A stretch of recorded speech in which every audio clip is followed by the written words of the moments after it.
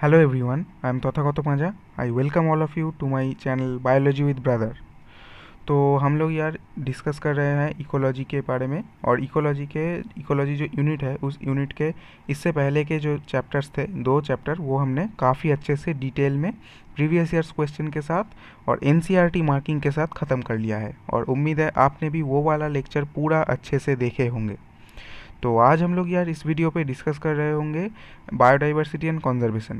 तो I think इस chapter का 4 से 5 आपका लेक्चर होने वाला है और आज हमारा पहला लेक्चर होगा। इस लेक्चर पे हम लोग समझने की कोशिश करेंगे कि बायोडाइवर्सिटी क्या है और क्यों हमें ये कंजर्व करने की ज़रूरत है या फिर क्यों हमें ये कंजर्व करना चाहिए। और उसके साथ साथ हम बायोडाइवर्सिटी के कुछ बेसिक जो टर्मिनोलॉजी है उनके बारे में भी यहाँ पे डिस्कस कर रहे होंगे।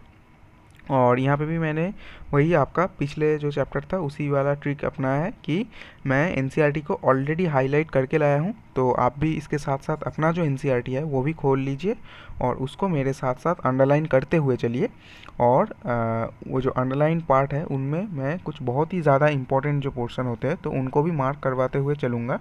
तो उनको आपको भी मार्क कर लेने हैं क्योंकि वो वाला क्या है, हॉटस्पॉट है। और हॉटस्पॉट से क्वेश्चन आने की चांसेस कितने हैं, बोलिए मेरे साथ, 100% है। और वहाँ से तो आएगा ही आएगा। तो चलिए हम लोग बिना किसी ज़्यादा बात किए शुरू करते हैं हमारा बायोडाइवर्सिटी एंड कंजर्वेशन। तो पहले तो हमें ये समझना पड़ेगा कि बायोडाइवर्सिटी ये चीज़ क्या है।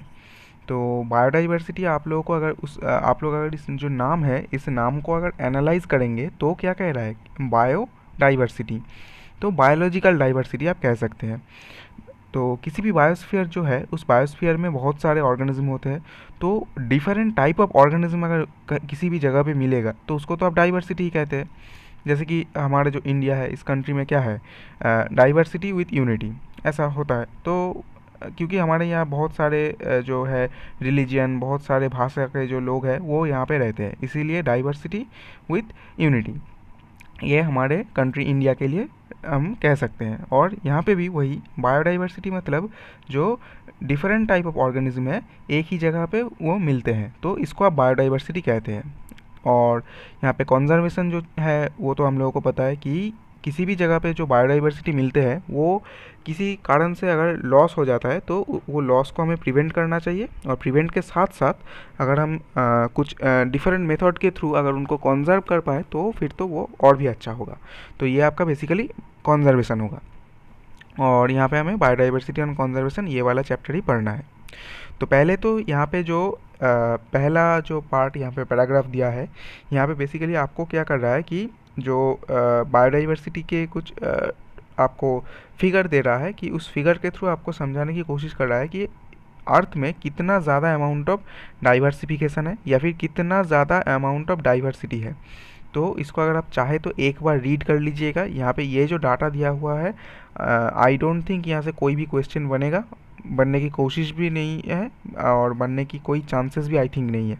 और इसको आप खुद से भी क्वेश्चन बनाने की कोशिश मत कीजिए क्योंकि यहाँ से इतना डाटा आप याद नहीं रख पाएंगे। आपको बायोलॉजी के साथ साथ आपको फिज़िक्स और केमिस्ट्री भी पढ़ना है। तो जितना टाइम आप इस डाटा को याद करने में आप लूज़ करेंगे उससे तो बेहतर है आप फिज़िक्स केमिस्ट्री के कुछ क्वेश्चन सॉल्व कर लें। ठीक है, तो ये वाला पार्ट आप एक बार बस रीडिंग कर लीजिएगा। मैं भी यहाँ पे आपको कुछ पढ़ाऊँगा नहीं क्योंकि यहाँ पे कुछ है नहीं। यहाँ पे आपको बेसिकली समझाने की कोशिश कर रहा है कि देखिए इतने इतने अमाउंट ऑफ डाइवर्सिटी हमारे वर्ल्ड में प्रेजेंट है। तो आप समझ सकते हैं कि कितना इनॉर्मस बायोडाइवर्सिटी हमारे वर्ल्ड में है। इसके बाद हमारा जो आता है इम्पॉर्टेंट जगह जो कि आपका है बायोडाइवर्सिटी, दैट इज़ 15.1। तो पहले तो यहाँ पे आपको जो डाइवर्सिटी जो है वो डाइवर्सिटी का एक बेसिक डेफिनेशन देने की कोशिश कर रहा है। उसके बाद आपका जो बायोडाइवर्सिटी टर्म है, ये जो टर्मिनोलॉजी है, इस टर्मिनोलॉजी को किसने पॉपुलराइज़ किया था तो उसके बारे में भी कुछ कह रहा है। और वो आपका बेसिकली एक हॉटस्पॉट हो जाता है क्योंकि वहाँ से क्वेश्चन बहुत बार पूछा जा चुका है इससे आगे और आगे भी पूछा जाएगा, ये आप नोट कर लो। तो यहाँ पे क्या कह रहा है कि in our biosphere immense diversity exists not only at the species level but at all level of biological organization ranging from molecules within the cells to bio। तो यहाँ पे आपको समझाने की कोशिश कर रहा है कि डिफरेंट जो लेवल हो सकते हैं बायोलॉजिकल ऑर्गेनाइजेशन के, तो उस सारे जो लेवल है उस सारे लेवल में डिफरेंट टाइप ऑफ डाइवर्सिटी हो सकते हैं। जैसे कि आप लोग जब बायोलॉजिकल क्लासिफिकेशन जो चैप्टर है वो पढ़ेंगे तो वहाँ पे आप लोगों को किसी भी जो आपका फंजाई है, फंजाई में बहुत सारे डाइवर्सिटी मिल जाएंगे। कुछ में आपका माइसिलियम सेप्टेट होगा, कुछ में ब्रांच्ड होगा, ऐसे ही बहुत तरीके के आपका डाइवर्सिटी मिल जाएगा।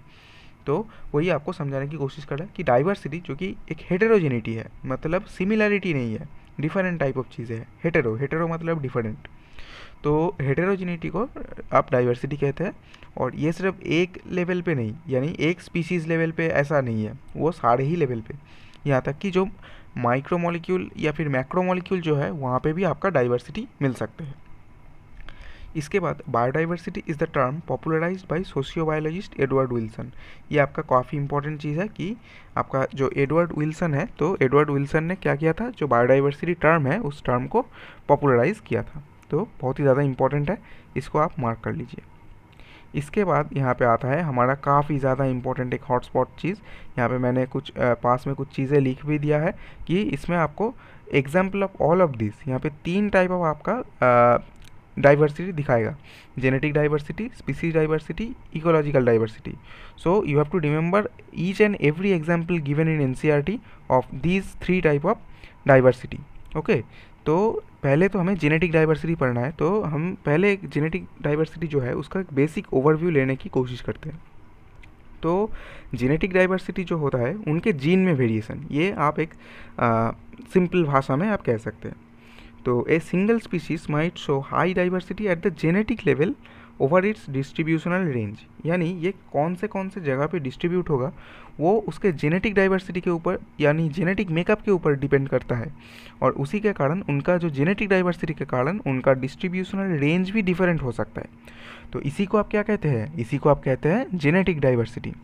इसके बाद तो आपका एग्जाम्पल आ रहा है जो कि अल्टीमेटली आपको याद रखने हैं, क्योंकि एग्जाम्पल से क्वेश्चन तो आएगा ही आएगा। इस बार आई थिंक यहाँ से क्वेश्चन नहीं आया है एग्जाम्पल से, तो अगले बार तो 2022 में तो आएगा ही आएगा, एकदम लिख के ले लो।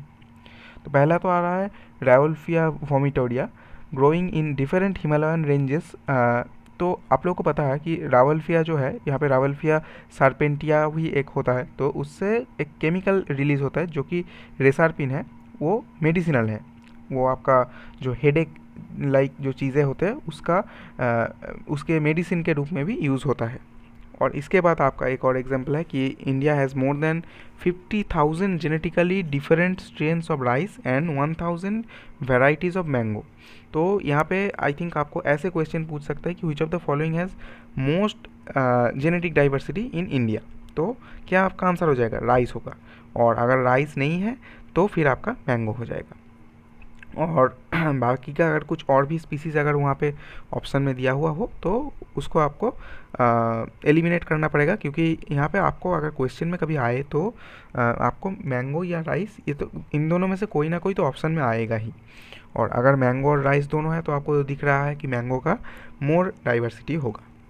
इसके बाद आपका आता है स्पीशीज़ डाइवर्सिटी। तो स्पीशीज़ डाइवर्सिटी सबसे आसान है कि जहाँ पे जितना ज़्यादा डिफरेंट टाइप ऑफ स्पीशीज़ मिलता है वहाँ पे उसका स्पीशीज़ डाइवर्सिटी काफ़ी ज़्यादा होता है उस एरिया का। तो वही यहाँ पे अभी एग्जाम्पल पे भी दे रहा है कि वेस्टर्न घाट का जो एम्फीबिया स्पीशीज़ डाइवर्सिटी है वो ईस्टर्न घाट से ज़्यादा है। ये आपको याद रखना है कि वेस्टर्न घाट में जो एम्फीबियन का डाइवर्सिटी है वो ईस्टर्न घाट से काफ़ी ज़्यादा है। इसके बाद आपका आता है इकोलॉजिकल डाइवर्सिटी। ये आपको एक बार रीड करने, क्योंकि यहाँ पे कुछ खास एग्जाम्पल दिया नहीं है कि at ecosystem level India for instance with its deserts, rainforest, mangroves, coral reefs, wetland, estuaries, alpine meadow has greater ecosystem diversity than Scandinavian country like Norway। तो आपका इकोलॉजिकल डाइवर्सिटी क्या है, डिफरेंट टाइप ऑफ इकोसिस्टम जहाँ जहाँ भी present होगा वहाँ का इकोलॉजिकल डाइवर्सिटी क्या होगा, ज़्यादा होगा।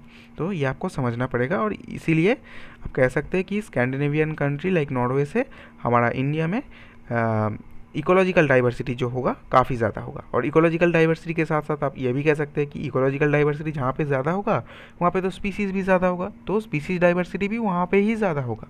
ऐसा नहीं कि जहाँ पे इकोलॉजिकल डाइवर्सिटी काफ़ी है वहाँ पे स्पीसीज़ डाइवर्सिटी नहीं होगा। ये तो दोनों ही एक दूसरे के साथ कॉम्प्लीमेंट कर रहे हैं कि इकोलॉजिकल डाइवर्सिटी अगर ज़्यादा है तो डिफरेंट टाइप ऑफ इकोसिस्टम वहाँ पे प्रेजेंट है, और अगर किसी जगह पे different type of ecosystem present है तो वहाँ पे तो डिफरेंट टाइप ऑफ स्पीसीज भी प्रेजेंट होगा। तो इसीलिए आपका ये दोनों बेसिकली कॉम्प्लीमेंटरी है। इसके बाद यहाँ पे एक एग्जाम्पल दे रहा है जो कि आपको याद रखने हैं क्योंकि काफ़ी इंपॉर्टेंट एग्जाम्पल है। एक आपको एस्टिमेट देने की कोशिश कर रहा है कि it has taken millions of years of evolution to accumulate the rich diversity in the nature, but we could lose all the wealth in less than 2 century if the present rate of species loss continues। तो यहाँ पे India पे या फिर पूरे जो world है, इस वर्ल्ड पे बहुत ज़्यादा अमाउंट ऑफ आपका बायोडाइवर्सिटी है, लेकिन ये हम सिर्फ 200 साल के अंदर खो सकते हैं। ये सिर्फ 200 साल, 2 सेंचुरी लगेगा इसको एकदम इरेडिकेट या डिस्ट्रॉय करने के लिए। अगर अभी जिस रेट पे आपका स्पीसीज़ का लॉसेस हो रहा है उस रेट में अगर कंटिन्यूएशन रहता है, यानी उस रेट पे अगर स्पीसीज़ और भी आपका एक्सटिंक्ट होता जाता है तो आपका सिर्फ 2 सेंचुरी यानी 200 साल लगेगा पूरा बायोडाइवर्सिटी जो वर्ल्ड में प्रेजेंट है वो एकदम ख़त्म होने के लिए। ये आपको याद रखना है क्योंकि इम्पॉर्टेंट है। इसके बाद यहाँ पे ये जो पैराग्राफ है इसको आपको बस एक बार रीड करना है क्योंकि यहाँ पे जो इम्पोर्टेंट चीज़ है ये आखिरी वाला जो ये लाइन है यही आपका यहाँ पे इम्पोर्टेंट है, क्योंकि इसके बाद तो ज़्यादा कुछ इम्पोर्टेंट खास यहाँ पे नहीं है। इसको आप चाहे तो एक बार रीड कर लीजिए। हाँ, यहाँ पे कुछ कुछ डाटा आपको याद रखने हैं, वही डाटा मैं यहाँ पे मार्क भी करके लाया हूँ, और अगर क्वेश्चन आएगा तो वही डाटा से आएगा, अगर नहीं आया तो यहाँ से पूछेगा ही नहीं। तो आपको how many species are there on earth and how many in India, इसका एक एस्टिमेट देने की कोशिश कर रहा है। तो पहले तो हमें ये जानना है कि अकॉर्डिंग टू द IUCN का फुल फॉर्म काफ़ी ज़्यादा इंपॉर्टेंट है कि international union for conservation of nature and natural resources, 2004 का जो डाटा है वो डाटा आपको दिया गया है कि the total number of plant and animal species described so far is slightly more than 1.5 million. तो ये आप लोगों ने आई थिंक जो आपका बायोलॉजिकल क्लासिफिकेशन जो चैप्टर है, आई एम सॉरी, जो लिविंग वर्ल्ड जो चैप्टर है उस लिविंग वर्ल्ड चैप्टर में हमने पढ़े हैं कि अभी तक जो स्पीशीज़ हम लोग जानते हैं वो अराउंड 1.5 से 1.6 या 1.7 आप कह सकते हैं, इतना मिलियन तक ही है। और वहाँ पे हमें एक और चीज़ कहा गया था कि रॉबर्ट मे एक आपका साइंटिस्ट है, तो उन्होंने कुछ एस्टिमेट किया था कि जो टोटल आपका स्पीशीज़ डाइवर्सिटी यानी टोटल जो स्पीशीज़ होगा वो अराउंड 7 to 8 मिलियन आप कह सकते हैं। तो आप 7 मिलियन आप मोर प्रिसाइजली अगर आप कहें तो वो डाटा भी आपको याद रखना है क्योंकि उसके साथ इसका रिलेशन भी है, और वो डाटा मैं आपको यहाँ पे दिखा भी देता हूँ कि Robert may places the global diversity at about 7 million. और इससे पहले कुछ साइंटिस्ट ने ऐसा सोचा था कि अराउंड 20 to 50 मिलियन भी हो सकते हैं। तो इसमें तो हम कुछ कमेंट नहीं कर सकते कि कितना होगा कितना नहीं होगा, क्योंकि अभी तक तो बहुत सारे स्पीसीज हमें पता भी नहीं है। और ये एक काफ़ी हैरानी की बात है कि जितना हम स्पीसीज़ एक एक सोचिए, आप कुछ नया स्पीसीज अब डिस्कवर जब तक हो रहा है तब तक कुछ पुराने स्पीसीज ऑलरेडी एक्सटिंक्ट हो रहे हैं, क्योंकि आपको इस एस्टीमेट से तो ये तो पता चल चुका होगा कि अभी जो आपका एक्सटिंक्शन ऑफ स्पीसीज़ का जो रेट है वो काफ़ी हाई है। तो इसीलिए जितनी देर में हम कुछ दूसरे स्पीसीज़ को आइडेंटिफाई कर पाएंगे उतनी देर में कुछ बहुत सारे स्पीसीज़ आपका एक्सटिंक्ट भी हो रहा होगा।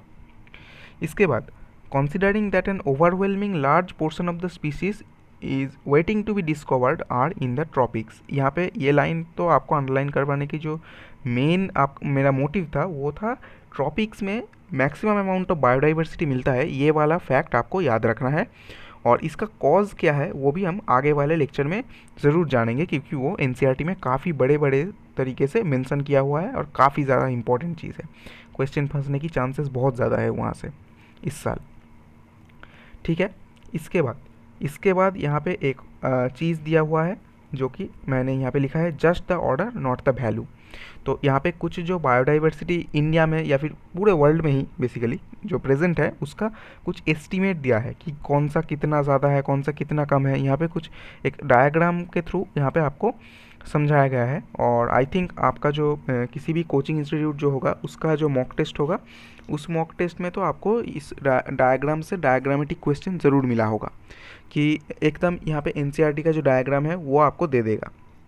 स्पेसिफिकली इस वाले जो डायग्राम दिया हुआ है, इसमें ज़्यादा लोगों की कन्फ्यूजन होते हैं। क्यों होते हैं?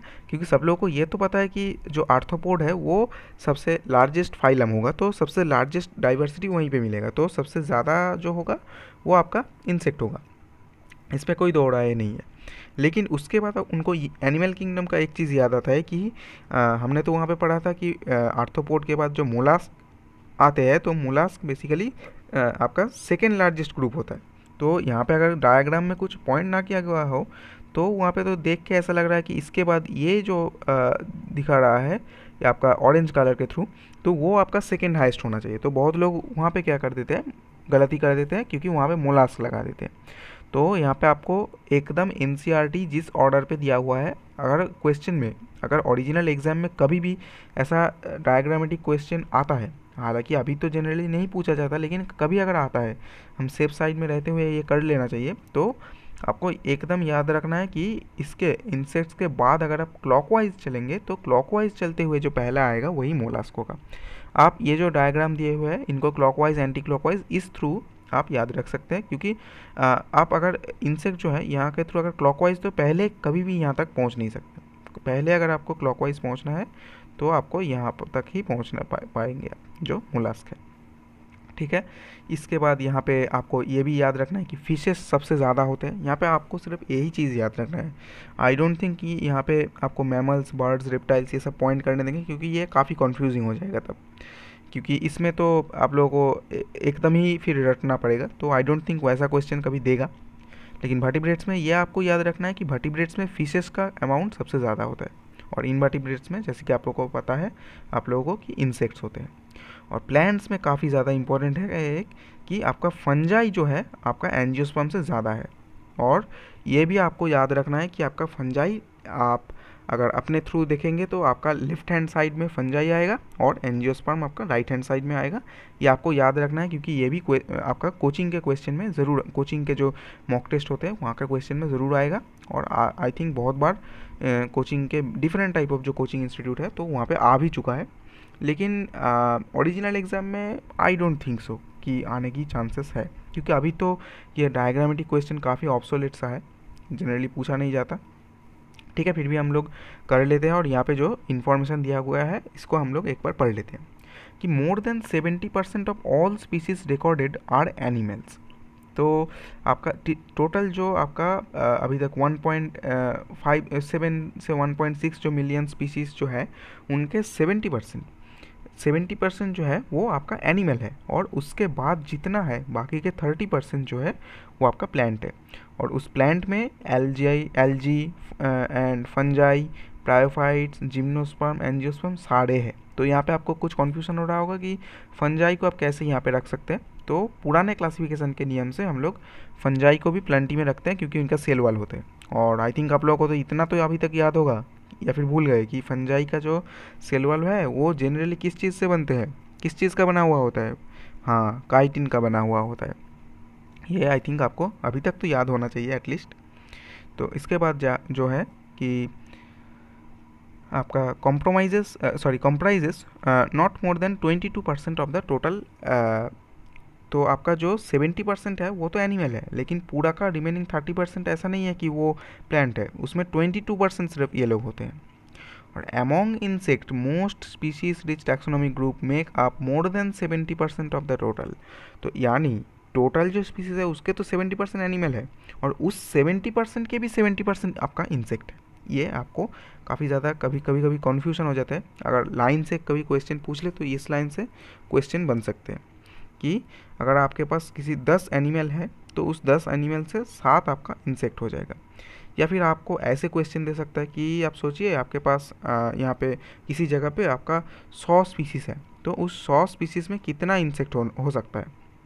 तो हमें ये पता है कि 100 जो स्पीसीज़ होगा तो उनमें से 70% यानी आपका 70 जो है एनिमल होगा, और उस 70 का भी 70% जो होगा, तो जो कि आपका करीब 49 आई थिंक हो जाएगा, 49 to 50। तो 49 to 50 जो होगा वो आपका इंसेक्ट होगा, क्योंकि उस 70% का भी 70% होगा आपका इंसेक्ट्स जो आर्थ्रोपोड में आते हैं। The number of fungi species in the world is more than the combined total species of fishes amphibians, reptiles and mammals. तो आपको ये चीज़ काफ़ी इंपॉर्टेंट है, डायग्राम पे भी आपको नहीं मिलेगा ये चीज़ कि फंजाई का जो स्पीसीज़ है, total number of fungi species, वो आपका यहाँ पे जो वर्टिब्रेट्स के कुछ ग्रुप है जो कि आपको यहाँ पे एग्जाम्पलीफाई कर रहा है कि फिशेस, एम्फीबिया, रेप्टाइल्स, मैमल्स, इन सबसे ज़्यादा है। टोटल अगर आप इनका सम कर लेंगे तो उससे भी ज़्यादा आपका क्या होगा, फंजाई होगा। ये आपको देख के रखना है और याद भी रखना है। इसके बाद यहाँ पे एक काफ़ी इंपॉर्टेंट लाइन यहाँ पे एनसीईआरटी मेंशन कर रहा है, जो कि उतना अच्छे से यहाँ पे एक्सप्लेन तो नहीं किया गया है, मैं आपको एक्सप्लेन कर दूंगा, क्योंकि आई थिंक अगर कभी कॉन्सेप्चुअल सा क्वेश्चन यहाँ से बनने की गुंजाइश हो तो इस लाइन से तो ज़रूर बनेगा ही बनेगा। क्या कह रहा है कि it should be noted that these estimate do not give any figure of the prokaryote. तो मैं पहले आपसे सवाल पूछना चाहता हूँ कि आपको क्या लगता है क्यों हम इस जो इन आपका स्पीसीज डाइवर्सिटी या फिर टोटल जो ग्लोबल डाइवर्सिटी का जो हम एक डायग्रामेटिक रिप्रेजेंटेशन के थ्रू समझने की कोशिश कर रहे हैं, तो यहाँ पे हम लोग प्रोकैरियोट को क्यों इंक्लूड नहीं करते? ऐसा तो नहीं है कि प्रोकैरियोट काफ़ी ख़राब है, ऐसा नहीं है, प्रोकैरियोट में भी काफ़ी सारे हेल्पफुल ऑर्गेनिज्म होते हैं, क्यों हम उनको इंक्लूड नहीं कर रहे हैं? तो इसका जवाब क्या होना चाहिए, आप लोग सोचिए और पहले तो आप लोग कमेंट में लिखिए, पॉज कीजिए वीडियो को अभी और कमेंट में लिखिए, फिर आप ओरिजिनल आंसर देखिए। ठीक है, तो आई थिंक आप लोगों ने कर लिया होगा, मैं अब आंसर बोलने जा रहा हूँ। तो आंसर जो है आपका, प्रोकैरियोट जो है यानी बैक्टीरिया या फिर ऐसा ही कुछ जो छोटे छोटे ऑर्गेनिज्म, तो उनका डाइवर्सिटी इनॉर्मस होगा। क्यों? क्योंकि वो आपका अगर आप इवोल्यूशन नहीं, इकोलॉजी का जो ऑर्गेनिज्म एंड पॉपुलेशन चैप्टर के थ्रू चले तो वो लोग आर सिलेक्टेड स्पीसीज है, यानी बहुत ज़्यादा अमाउंट में रिप्रोड्यूस करते हैं और उनका जनरेशन टाइम काफ़ी कम है। तो इसीलिए बहुत ज़्यादा अमाउंट ऑफ रिप्रोडक्शन के कारण उनका इनॉर्मस नंबर ऑफ प्रोकैरियोट हो जाएगा, और इनॉर्मस नंबर जब हो जाएगा तो वैसे ही तो हम लोग यहाँ पे अगर हम जो रॉबर्ट मे का एस्टिमेट से चले तो 7 से 8 मिलियन के आसपास स्पीसीज़ है, हम सिर्फ 1.7 तक ही पहुंच पाए हैं, अभी भी कितना ज़्यादा बाकी है। और अगर इसमें हम प्रोकैरियोट को गिनने बैठ जाए तो फिर तो वो एकदम ही काम ख़त्म हो जाएगा, कभी भी वो फिनिश ही नहीं हो पाएगा। तो इसीलिए हम लोग यहाँ पे प्रोकैरियोट का जो बात उनको नहीं लेते। और यहाँ पे कुछ और चीज़ें भी एक्सप्लेन कर रहा है इस लाइन के बारे में कि biologist are not sure about how many prokaryote species there might be. तो यही आपका आंसर है जो मैंने आपको एक्सप्लेन किया कि कितने प्रोकैरियोट स्पीसीज हो सकते हैं, इसके बारे में साइंटिस्ट के पास ऐसा कुछ खास आइडिया नहीं है, क्योंकि बहुत ज़्यादा भी हो सकते हैं और बहुत कम भी हो सकते हैं। इसके बाद हम लोग यहाँ पे आ जाएंगे, बहुत ही ज़्यादा एक इम्पॉर्टेंट लाइन है, आई थिंक इससे पहले भी बहुत बार इस लाइन से क्वेश्चन बन चुके हैं और आगे भी बनेंगे। ये आप एकदम स्टार मार्क कर लो, बहुत ज़्यादा इंपॉर्टेंट है, क्योंकि आपके मॉक टेस्ट में तो आएगा ही आएगा, आप एकदम देख लेना, अगर नहीं आए तो कमेंट में लिख के जाना। तो क्या कह रहा है कि although India has 2.4% of world's land area, its share of global diversity is impressive 8.1%। तो आप समझ सकते हैं कि टोटल जो surface area of the globe है तो उसका सिर्फ 2.4% ही इंडिया ऑक्यूपाई करता है, और इतना कम एरिया ऑक्यूपाई करते हुए भी इंडिया का बायोडाइवर्सिटी की जो स्पीशीज डाइवर्सिटी है वो कितना है, 8.1%, यानी 8.1%। और इतना ज़्यादा बायोडाइवर्सिटी होने के कारण ही हम इंडिया को जो 12 मेगा डाइवर्सिटी कंट्री है उनमें रखते हैं। तो आपको यहाँ पे दो चीज़ याद रखना है कि आपका कितना world's land area India cover करता है और उसमें हमारा डाइवर्सिटी कितना प्रतिशत है, ये दोनों चीज़ आपको कभी भी आपका वो फिल इन द ब्लैंक्स के थ्रू दे सकता है। और ये जो 12 मेगा डाइवर्सिटी कंट्री है, ये फिगर आपको एक बार देख लेना है, क्योंकि इतना खास नहीं है, लेकिन हाँ आपको याद हो जाएगा कि टोटल 12 आपका मेगा डाइवर्सिटी कंट्री है और उसमें से इंडिया भी आता है। अच्छा, इसके बाद if we accept May's global estimate only 22% of total species have been recorded so far. तो यही आपसे मैं इससे पहले भी कह रहा था कि अगर हम रॉबर्ट मे साहब का जो एस्टिमेट है उसको अगर सही मान के चले तो हम तो अभी भी बहुत दूर हैं, सिर्फ 22% हम लोग डिस्कवर कर पाए। रिमेनिंग जो अभी भी कितना है आपका 78% है, तो 78% तो बहुत ज़्यादा है। और उसके साथ साथ अगर आप प्रोकैरियोट को भी अगर इंक्लूड कर ले तो फिर तो आपका पहले ही एकदम आपका कुछ नहीं हो सकता एकदम लिख दिया जाएगा, क्योंकि ख़त्म ही नहीं होगा कभी। इसके बाद यहाँ पे आपको कुछ जो बायोडाइवर्सिटी कितना ज़्यादा इम्पोर्टेंट है, कि कुछ फिगर्स दिए हुए हैं कि इतना ज़्यादा डाइवर्सिटी यहाँ पे है, इतना एनिमल है, इतना कुछ हमें डिस्क्राइब कर चुका है हम लोग, इतना हम डिस्क्राइब अभी तक नहीं कर पाए। जो आपका मैन पावर के थ्रू कैसे हम इसको कर सकते हैं, कैसे नहीं कर सकते, क्या क्या ड्रॉबैक है, इसके बारे में कुछ दिया हुआ है। इसको आप बेसिकली एक बार रीड कर लीजिए और ज़्यादा कुछ इसमें आपको माथा मारने की ज़रूरत नहीं है, क्योंकि ज़्यादा कुछ है नहीं वहाँ पे। इसके बाद जो है पैटर्न्स ऑफ बायोडाइवर्सिटी, ये काफ़ी एक इम्पॉर्टेंट पैराग्राफ है। आप लोगों को लगता है कि बहुत ज़्यादा यहाँ पे डाटा दिया हुआ है, उस डाटा को सबको रटना है। मैं आपको सजेस्ट करूँगा बिल्कुल रटिए मत, क्योंकि ये डाटा आपको एग्ज़ाम में कभी भी पूछा नहीं जाएगा।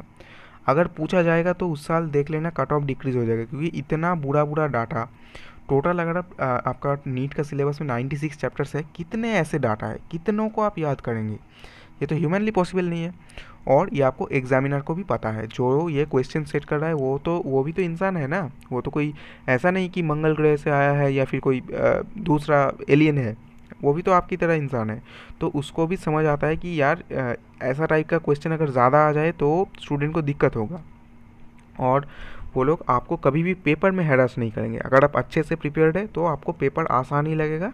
हाँ, थोड़ा ट्रिकी हो सकता है, कैलकुलेटिव हो सकता है। मैं फिजिक्स केमिस्ट्री की बात कर रहा हूँ, या फिर ट्रिकी अगर बायोलॉजी के बारे में भी बात करें तो ट्रिकी क्वेश्चन हो सकते हैं, लेकिन ऐसा नहीं होगा कि वो डुएबल ना हो। तो इसीलिए यहाँ पे आपको ये जो डाटा है एकदम ही रटने नहीं है। हाँ, आपके कोचिंग में आ सकते हैं, कोचिंग मॉक टेस्ट में, लेकिन इनको आप बिल्कुल रटने की कोशिश मत कीजिए, क्योंकि बहुत सारा डाटा है। सिर्फ इस लाइन को याद रखिए और इसको मैं आपको एक्सप्लेन कर रहा हूँ कि in general species diversity decreases as we move from equator towards pole. तो इस लाइन से काफ़ी ज़्यादा एनालिटिकल क्वेश्चन बन सकते हैं कि आप कब अभी अगर सोचिए आप इक्वेटर पे है और आप पोल्स की तरफ जा रहे हैं, तो स्पीशीज डाइवर्सिटी कम हो रहा है। क्यों ऐसा हो रहा है? तो पहली बात तो है कि आपका ट्रॉपिक जो है, ट्रॉपिक्स में इन्वायरमेंटल जो चीज़ है वो काफ़ी फेवरेबल होते हैं, और पोल्स में काफ़ी ज़्यादा ठंड होते हैं, तो इसलिए वो बिल्कुल भी फेवरेबल नहीं है। इसके बाद दूसरा जो है, ट्रॉपिक्स में मोस्टली आपका कांस्टेंट इन्वायरमेंट रहता है, ज़्यादा कुछ चेंजेस नहीं आता। लेकिन आपका पोल में बहुत ही ज़्यादा ठंड है, एक्सट्रीम कंडीशन है, तो वहाँ पे तो सभी तरीके के ऑर्गेनिज्म बिल्कुल भी सर्वाइव नहीं कर पाएगा। और इसके बाद, और आप लोगों को तो पता है कि ट्रॉपिक जो एरिया है वहाँ पे जो आपका ट्रॉपिकल रेन फॉरेस्ट प्रेजेंट है, जो कि सबसे ज़्यादा अमाउंट ऑफ जहाँ पे आपका स्पीसीज डाइवर्सिटी मिलता है। ये भी आप लोगों को पता है कि आपका जो अमेजोनियन रेन फॉरेस्ट जो है वो भी आपका ट्रॉपिक्स में आता है। इसके बाद यहाँ से एक और क्वेश्चन आपको तैयार करना है कि सोचिए अगर ग्लोबल वार्मिंग के चलते अगर टोटल वर्ल्ड जो है उसका टेम्परेचर धीरे धीरे बढ़ रहा है, तो ये जो आपका स्पीसीज डाइवर्सिटी, इस स्पीसीज डाइवर्सिटी का शिफ्ट किस तरफ होगा? मतलब मैं इंक्रीजिंग स्पीसीज डाइवर्सिटी का शिफ्ट किस वर्ड होगा? वो पोलवर्ड होगा या फिर आपका इक्वेटर वर्ड होगा? तो ये आपको सोचना है और आंसर भी कमेंट में लिखना है। आई थिंक आप लोगों ने अब तक तो कमेंट में लिख लिया होगा वीडियो को पॉज करके। तो इसका आंसर जो होगा वो आपका पोलवर्ड शिफ्ट होगा। क्यों पोलवर्ड शिफ्ट होगा? क्योंकि टेम्परेचर जितना बढ़ रहा है तो इक्वेटर पे भी काफ़ी ज़्यादा अगर टेम्परेचर बढ़ जाएगा, क्योंकि इक्वेटर पे तो डायरेक्ट आपका पैरेलल सनलाइट आता है, कोई आपका ऐसा दूसरी तरीके से नहीं आता, डायरेक्ट पैरेलल सनलाइट आता है, तो इसलिए काफ़ी ज़्यादा गर्म होगा। और अगर ग्लोबल वार्मिंग के चलते और ज़्यादा गर्म हो गया तो फिर तो वो एक्सट्रीम एनवायरनमेंट हो जाता है। और इसीलिए अगर कंफर्ट जोन में जाने के लिए आपका जो ऑर्गेनिज्म है वो पोल की तरफ जाएगा, क्योंकि पोल तभी भी थोड़ा थोड़ा तो ठंड होगा, यानी इस जो इक्वेटर है इससे तो ठंड ही होगा, तो इसीलिए पोलवर्ड शिफ्ट होगा, ना कि इक्वेटर वर्ड। ये आपको याद रखना है। इसके बाद जो आपसे कह रहा था कि ये वाला चीज़, the largely tropical Amazonian rain forest in the South America has greatest biodiversity on earth. It is the home to more than 40,000 species of plant, 3,000 fishes, 1,300 birds, 427 mammals, and 427 of amphibians, 378 of reptiles, and more than 1,25,000 invertebrates. ये आपको just read करना है, आपको idea देने के लिए कह रहा है। मैं फिर से कह रहा हूँ कि इन डाटा को कभी भी रटने की कोशिश मत कीजिए। हाँ, आप अगर ज़्यादा से ज़्यादा चाहे तो किसका डाइवर्सिटी सबसे ज़्यादा है, आप इसको डिक्रीजिंग ऑर्डर या फिर इंक्रीजिंग ऑर्डर में रख लीजिए कि आपका इन्वर्टिब्रेट्स का सबसे ज़्यादा आ रहा है, फिर आपका प्लांट आ रहा है, फिर आपका क्या आ रहा है, फिशेस आ रहा है, फिर आपका बर्ड आ रहा है, फिर आपका मैमल आ रहा है। मैमल्स और आपका जो एम्फीबियंस है करीब करीब सिमिलर है, और आखिर में आपका रेप्टाइल आ रहा है। तो रेप्टाइल का मिनिमम डाइवर्सिटी और इन्वर्टिब्रेट का मैक्सिमम, ये भी आप चाहे तो याद रख सकते हैं। इसके बाद आ चुका है हमारा इस चैप्टर का सबसे बढ़िया और हॉटस्पॉट वाला पॉइंट, जिससे तो क्वेश्चन बनेगा ही बनेगा एकदम, क्योंकि ये इससे तो आप अगर एनसीईआरटी एग्जाम्पलर उठा के देख ले तो यहाँ से क्वेश्चन वहाँ पे दे चुका है, और आपका नीट एंट्रेंस एग्ज़ाम में भी ज़रूर पूछा जाएगा। और हम लोग यहाँ पे आज का जो लेक्चर है उस लेक्चर को इसके बाद हम स्पीशीज़ एरिया जो रिलेशनशिप है उसके साथ ही साथ एंड कर देंगे। तो पहले तो ये चीज़ समझते हैं बिल्कुल अच्छे तरीके से। तो पहली बात तो ये चीज़ है कि अब तक तो आप लोगों को समझ आ चुका होगा कि ट्रॉपिक्स में बहुत ज़्यादा आपका स्पीशीज डाइवर्सिटी यानी बायोलॉजिकल डाइवर्सिटी है जो मिलता है। तो क्यों मिलता है, और ये चीज़ मैंने आपको ऑलरेडी थोड़ा थोड़ा तो एक्सप्लेन कर दिया है। इससे पहले वाला जो क्वेश्चन है उसको एक्सप्लेन करते हुए कि पोल वर्ड शिफ्ट होगा ये इक्वेटर वर्ड। तो आपको क्या समझना पड़ेगा कि ट्रॉपिक में सबसे ज़्यादा बायोडाइवर्सिटी का जो पहला कारण है वो है ट्रॉपिक्स का जो एनवायरनमेंट है काफ़ी हद तक कांस्टेंट होता है। यानी मैंने आपसे कहा कि ट्रॉपिक्स में जो होता है सनलाइट आपका एकदम पैरेलल आता है, तो इसलिए वहाँ का टेम्परेचर तो हाई होता है, लेकिन जो लोग उस टेम्परेचर पर सर्वाइव करते हैं उनके लिए वो वाला टेम्परेचर करीब करीब सारा समय में आपका कांस्टेंट रहता है। ऐसा नहीं होता कि बहुत ज़्यादा वेरिएशन आ रहा है, जैसे कि आपके डेजर्ट में होता है कि दिन में बहुत ज़्यादा गर्म और रात में क्या होता है सब ज़ीरो टेम्परेचर हो सकता है। तो ऐसा बिल्कुल नहीं होता, यहाँ पे एक फिक्स टेम्परेचर तक होता है। और आप लोगों को पता है कि स्पीसीएशन जो है, स्पीसीएशन जनरली एक फंक्शन ऑफ टाइम होता है। यह काफ़ी इंपॉर्टेंट लाइन है, बहुत ज़्यादा इंपॉर्टेंट लाइन है कि स्पीसीएशन एक टाइम का फंक्शन होता है, यानी जितना टाइम जाएगा उतना आपका स्पीसीएशन का चांसेस ज़्यादा होगा, यानी चांसेस बढ़ता जाएगा। और आपका क्या है ट्रॉपिक्स में स्पीसीएशन काफ़ी ज़्यादा है, क्यों? क्योंकि यहाँ पे जो है आपका फ्रीक्वेंट वेदर चेंजेस यानी फ्रीक्वेंट जो इन्वायरमेंटल चेंजेस है वो नहीं आता, और यहाँ पे आपका जो ग्लेशिएशन लाइक जो चीज़ें हैं वो भी काफ़ी ज़्यादा कम होते हैं आपका दूसरा किसी इलाका के तुलना में। और यहाँ पे जो है सीजनल जो वेरिएशन है काफ़ी कम है, काफ़ी प्रेडिक्टेबल है। और यहाँ पे आपका जो है सोलर एनर्जी जो है, जो ultimate source of energy for all type of ecosystem, काफ़ी ज़्यादा मिलता है, क्योंकि ऑलरेडी मैंने आपसे कह दिया कि यहाँ पे डायरेक्ट पैरेलल सनलाइट आता है। तो अब हम लोग सीधा एनसीईआरटी पे जंप करते हैं और एनसीईआरटी पे समझने की कोशिश करते हैं कि एनसीईआरटी भी क्या यही कह रहा है जो मैंने आपसे अभी कहा। तो पहले क्या कह रहा है, speciation is generally a function of time. पहला ही इंपॉर्टेंट लाइन, बहुत ज़्यादा इंपॉर्टेंट लाइन, एकदम इसको डबल स्टार मार्क कर लो, ट्रिपल स्टार मार्क कर लो, कुछ भी चाहे मार्क कर लो, क्योंकि इसको एकदम अगर समझ में ना आए तो रट लो कि speciation is a function of time. Unlike temperate regions subjected to frequent glaciation in past, tropical latitude have remained relatively undisturbed for millions of years. तो ट्रॉपिकल जो लैटिट्यूड है ये काफ़ी समय से इसमें कुछ डिस्टर्बेंसेस नहीं आया। क्यों? क्योंकि इसका कांस्टेंट एनवायरनमेंट जनरली यहाँ पे मिलता है। Thus had a long evolutionary time period for diversification. तो इसका यहाँ पे जो डाइवर्सिफिकेशन का टाइम है वो क्या है, काफ़ी ज़्यादा लॉन्ग है। क्यों? क्योंकि यहाँ पे आपका इन्वायरमेंट जो है काफ़ी समय से कांस्टेंट है। Tropical environment unlike temperate ones are less seasonal, relatively more constant and predictable. Such constant environment promotes niche specialization, यानी नीच स्पेशलाइजेशन जो है वो आपका अगर कांस्टेंट इन्वायरमेंट कहीं पे मिल जाए तो काफ़ी ज़्यादा होता है। क्योंकि आप सोचिए ना, आप अगर किसी जगह पे आपको अगर आप कंफर्ट जोन में ही रह के आप पढ़ पा रहे हैं तो क्यों आप अपने कंफर्ट जोन से बाहर निकलेंगे। अगर हाँ आप कंफर्ट जोन में आप सो रहे हैं, पड़े हुए हैं, तब आपको कंफर्ट जोन से निकलना चाहिए, वरना तो अगर आप कंफर्ट जोन में कर पा रहे हैं तो फिर तो वो सबसे अच्छा है। तो यही आपको कह रहा है कि वहाँ पे कांस्टेंट एनवायरनमेंट है, इसीलिए वहाँ पे जो डाइवर्सिफिकेशन या फिर स्पीसीएशन जो है इसमें काफ़ी ज़्यादा हेल्प होता है। There is more solar energy available in tropics, which contribute to the higher productivity. These in turn might contribute indirectly to greater diversity. तो आपका ऑलरेडी मैंने आपसे एक्सप्लेन कर दिया है कि सनलाइट तो आपका सारे टाइप ऑफ इकोसिस्टम जो है वहाँ पे मेन सोर्स ऑफ एनर्जी है। तो इसीलिए आपका जो सनलाइट प्रेजेंस वहाँ पे, सनलाइट का प्रेजेंस वहाँ पे काफ़ी ज़्यादा होता है, एंड दैट इज़ वाई वहाँ पे जो प्रोडक्टिविटी है वो काफ़ी हाई होता है।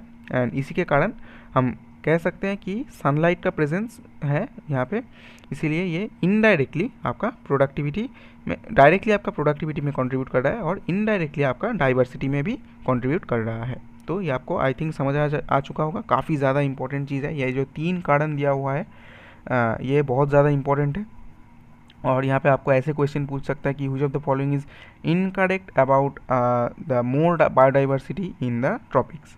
तो यहाँ पे ये तीनों तो रहेगा और चौथा जो भी रहेगा वो आपका इनकरेक्ट हो जाएगा, या फिर इसी में से किसी को इनकरेक्ट कर सकता है। जैसे कि आपको अगर ऐसा कह दे कि speciation is not a function of time, तो वो तो इनकरेक्ट हो जाएगा, क्योंकि हमें पता है कि स्पीशिएशन जो है वो फंक्शन ऑफ टाइम होता है। इसके बाद हम लोग जो आ जाते हैं वो दूसरा वाला जो पार्ट, दूसरा जो है आपका स्पीशीज एरिया रिलेशनशिप, जिसके बाद हम लोग आज का जो ये लेक्चर है इसको समाप्त कर देंगे। इसके बाद अगले लेक्चर पे हम मिलके बाकी का चीज़ पढ़ेंगे। तो स्पीशीज एरिया रिलेशनशिप में जो कर्व दिया है ये आपको याद रखना है कि S equals to C A to the power Z, ये जो है इक्वेशन आपका।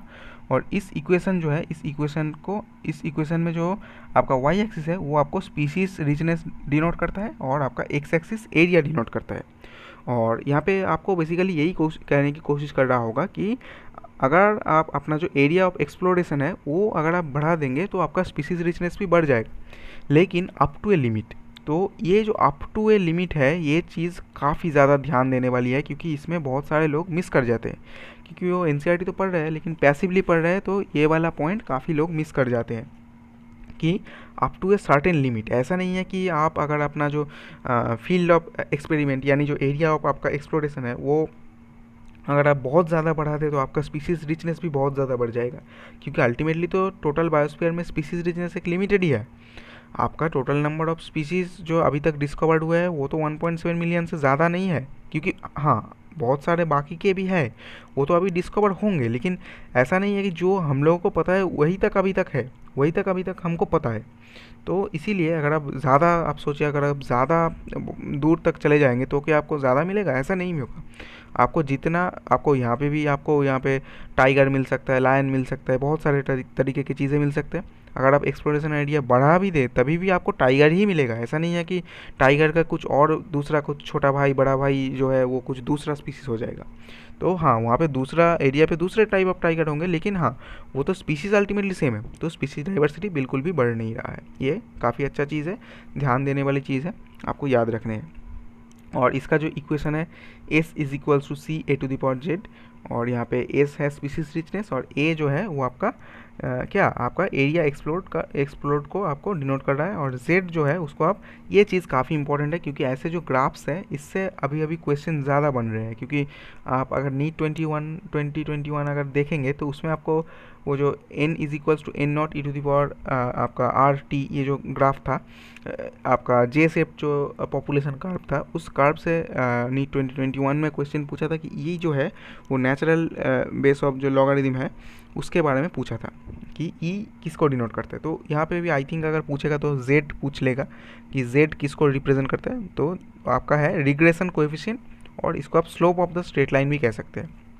लेकिन हाँ ये चीज़ आपको ध्यान रखना है कि अगर आप लॉग स्केल में ले तभी आपका स्ट्रेट लाइन आएगा, वरना आपका ये जो आपका इसको आप रेक्टेंगुलर पैराबोला कह सकते हैं। तो आपका पैराबोलिक शेप में ये मिलता है, ये आपको याद रखना है। सॉरी रेक्टेंगुलर हाइपरबोला, मैंने पैराबोला बोल दिया था। ये आपका रेक्टेंगुलर हाइपरबोला जो है उसकी शेप में ये मिलता है, और ये आपको याद रखना है। और अगर आप लॉग स्केल में ले लेंगे तो डेफिनेटली ये स्ट्रेट लाइन हो जाएगा। तो उसमें आपका इक्वेशन क्या हो जाएगा, log s is equals to log c plus z log a। यहाँ पे आपका z जो हो जाएगा वो आपका स्लोप हो जाएगा, और उसी को आप रिग्रेशन कोएफिशिएंट कहते हैं। और c जो होगा वो आपका y इंटरसेप्ट होगा, जो कि ऑलरेडी यहाँ पे मार्क किया हुआ है मैं, और यहाँ पे कुछ खास एक्सप्लेन नहीं करूँगा। हाँ इसका बहुत ज़्यादा जो इम्पोर्टेंट चीज़ है कि किस साइंटिस्ट ने, यानी कौन सा ऐसा साइंटिस्ट थे, महानुभव ऐसे व्यक्ति थे जिस व्यक्ति ने हमें ये चीज़ दिया था कि स्पीशीज एरिया रिलेशनशिप हमें पढ़ना है, और इस रिलेशनशिप के बारे में हमें जानना है, और हमें नीट एंट्रेंस एग्ज़ाम में उससे क्वेश्चन भी सॉल्व करना है। हमारा खुद का रिलेशनशिप ऐसे अभी नीट के चक्कर में ख़त्म हो रहा है। क्यों, सही कहा ना? अभी तो कुछ भी ऐसा सोना बाबू ऐसा तो नहीं हो रहा होगा, होना भी नहीं चाहिए। अभी एकदम आपका पढ़ाई में ध्यान रहना चाहिए। चलिए, ये जो अलेक्जेंडर वॉन हैम्बोल्ट है तो इन्होंने हमें ये स्पीशीज एरिया रिलेशनशिप दिए थे। क्या कहा था कि he observe that within a region the species richness increases and increases with increasing explored area but only up to a certain limit. ये बात काफ़ी ज़्यादा इंपॉर्टेंट है कि only up to a certain limit. इसके बाद S is equals to C A to the power Z, और उसका लॉग वर्सन भी मैंने आपसे कह दिया था। इसके बाद जो z है ये रिग्रेशन कोएफिशिएंट है, इसका कुछ वैल्यू दिया है, तो वो जो आपका वैल्यू जो दिया है उस वैल्यू को ही आपको देख लेने हैं। आप चाहे तो उस वैल्यू का एक फैक्ट शीट के रूप में बना ले, क्योंकि इससे तो आई थिंक क्वेश्चन बन सकता है कि z जो है वो किस चीज़ में क्या होगा कैसा नहीं होगा। तो ये आपको याद रखना है जो रिग्रेशन कोएफिशिएंट। तो z lies between the range of 0.1 to 0.2 regardless of taxonomic group for the region, whether it is the plant in Britain, bird in California और मोलास्क in न्यूयॉर्क। तो आपका z जनरली आपका 0.1 से 0.2 के बीच में लाई करता है रिगार्डलेस ऑफ आपका टैक्सोनॉमिक ग्रुप। तो काफ़ी इंपॉर्टेंट है। और यहाँ पे आपको सिमिलरली कह रहा है कि if you analyse species area relationship among very large area, suppose entire country, you will find that z ranges between 0.6 to 1.2।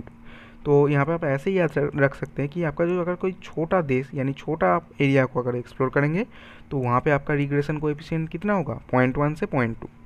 अगर आप काफ़ी बड़ा एरिया लाइक एक बड़ा कॉन्टिनेंट या फिर बड़ा एक कंट्री को अगर आप एक्सप्लोर करेंगे तो आपका z का वैल्यू कितना होगा 0.6 से 1.2।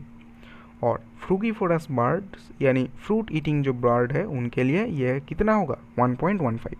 तो ये तीनों जो रेंज है यानी तीनों जो वैल्यू है ये आपको याद रखना है कि आपका जो है स्मॉल एरिया जैसे कि आपका कोई भी टैक्सोनॉमिक ग्रुप हो तो उसके लिए आपका 0.1 से 0.2। अगर कोई लार्ज कॉन्टिनेंट है तो उसका यहाँ में सबसे ज़्यादा हो जाएगा कि 0.6 से 1.2। और अगर फ्रूगीफोरस हो गया तो उसका इंटरमीडिएट यानी 1.15। इसको आप ऐसे याद रख सकते हैं कि अगर आपको लोअर लिमिट पता है तो हायर लिमिट तो उसका डबल है। आपका छोटा एरिया है तो 0.1 और उसका डबल 0.2। अगर बड़ा एरिया है तो उसका तो 0.6 और उसका डबल यानी फाइनल जो आपका अपर लिमिट है 1.2 और फ्रूगीवोरस इसके बीच में यानी 1.15। 1.2 तो 2 से तो कम ही है ये 1.15। तो यह आपका बेसिकली था जो आपका बायोडाइवर्सिटी एंड कंजर्वेशन का जो लेक्चर नंबर 1, ये हम यहीं पे आप कंक्लूड करेंगे। आई होप कि आप लोगों को ये लेक्चर काफ़ी अच्छा लगा होगा। अगर अच्छा लगा है तो कमेंट सेक्शन में ज़रूर बताइए और मेरे चैनल को ज़रूर सब्सक्राइब कीजिए और अपने दोस्तों के साथ शेयर भी कीजिए। और आपका जो वैल्यूएबल कमेंट्स है वो कमेंट सेक्शन में ज़रूर लिखिएगा। And wish you all the very best for your preparation. Thank you very much for your time.